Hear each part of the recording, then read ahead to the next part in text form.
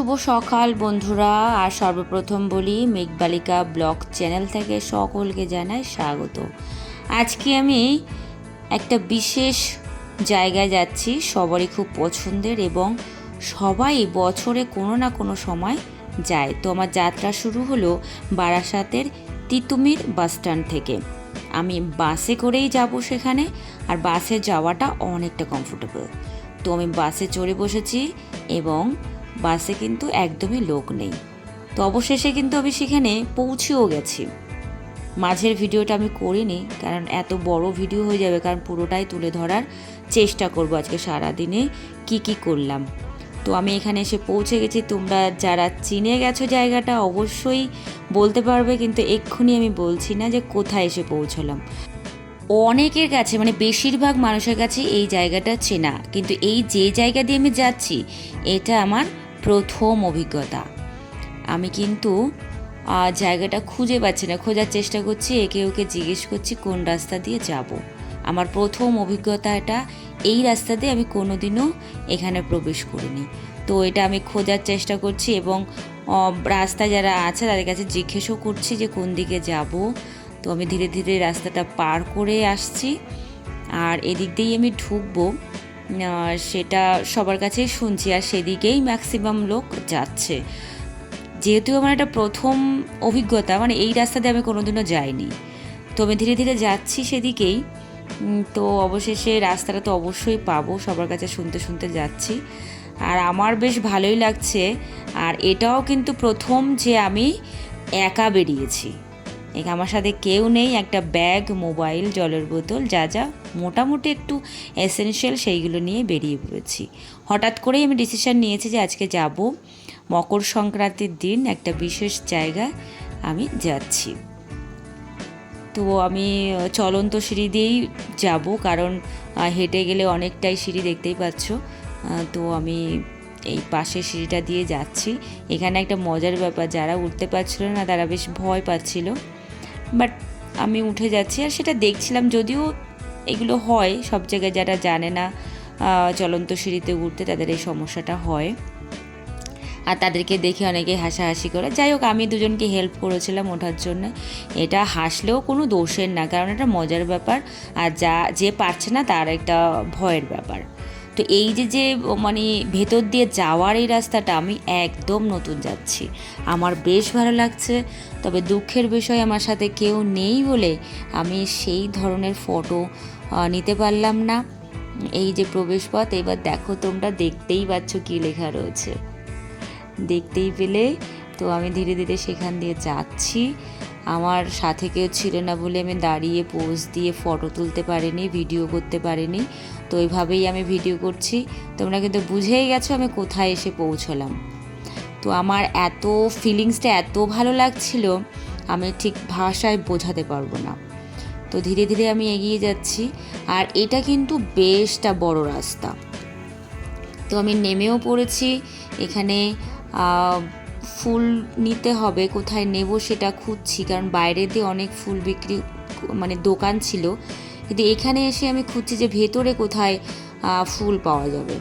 তো আমি সেটা খুঁজতে খুঁজতে এই যে জায়গাটা ফুল বিক্রি হয় সেটা কিন্তু একই জায়গায় রয়েছে, সেটা চেঞ্জ হয়নি। আমার ব্যাকগ্রাউন্ড দেখে বুঝতেই পারছো আমি কোথায় এসে পৌঁছলাম।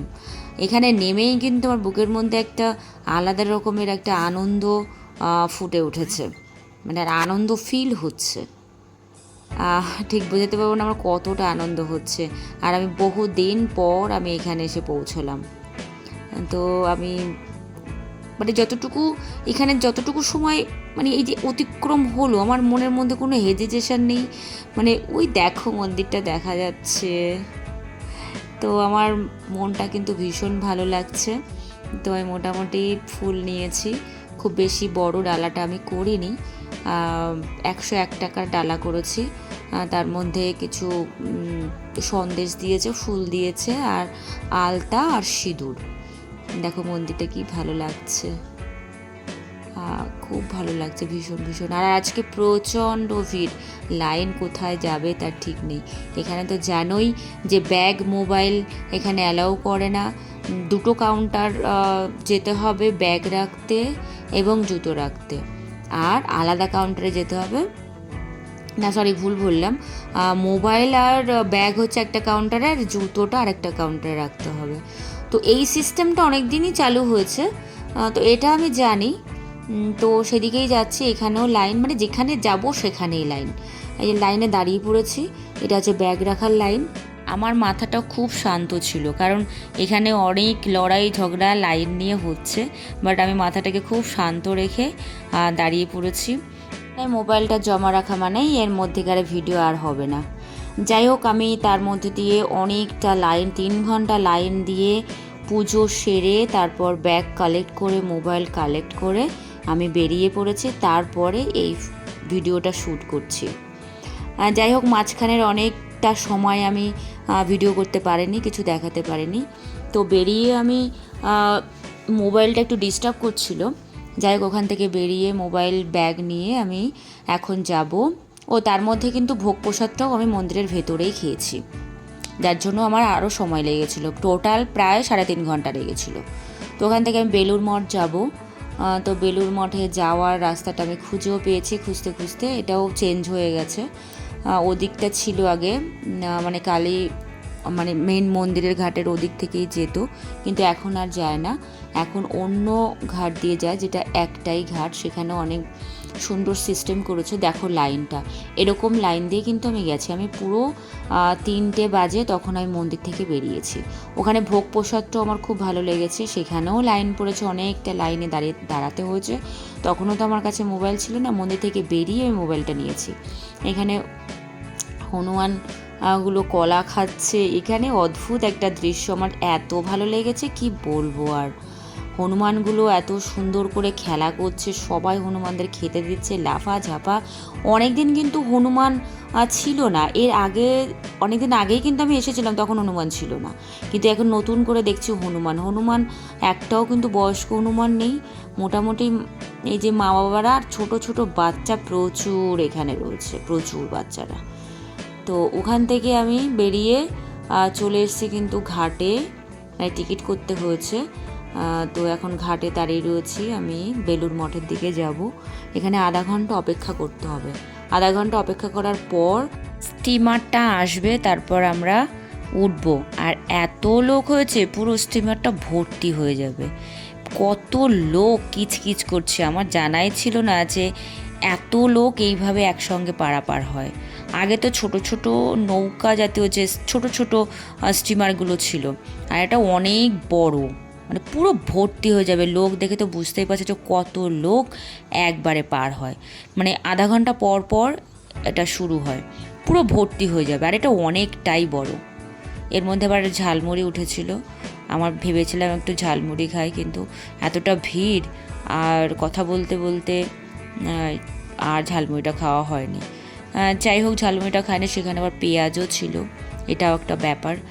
তো এখানে উঠে যে বাইরের দৃশ্যটা দেখব তার কিন্তু কোনো উপায় নেই, কারণ এতটা ভিড় ছিল। দেখো কতটা ভিড়, হ্যাঁ বুঝতে পারছি কতটা ভিড়। প্রত্যেকটা স্টিমার যখন পার হচ্ছে, মানে দক্ষিণেশ্বর থেকে যখন বেলুড় যাচ্ছে, তখন এতটাই ভিড় থাকে।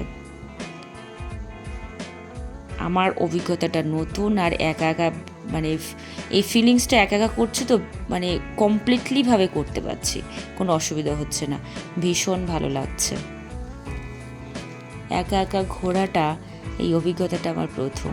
এই যে আমরা ব্রিজটার নিচে দিয়ে পার হচ্ছি, এই ফিলিংসটা কিন্তু অ্যামেজিং। দেখো ধীরে ধীরে পার হচ্ছে, মানে অদ্ভুত একটা দৃশ্য, মানে ফিল করতে হবে জাস্ট। আর আমি প্রকৃতির এই দৃশ্যগুলো খুব সুন্দর করে ফিল করতে পারি, আর আমি এটা বোঝাতে পারি হয়তো 80%, কিন্তু খুব সুন্দর করে বোঝাতেও পারি। মানে এই যে নিচেতে যখন যাচ্ছি, মানে ফিলিংসটা মানে শিহরণ জাগাচ্ছে। আর দূরে দূরে 2টো ব্রিজ পরপর রয়েছে।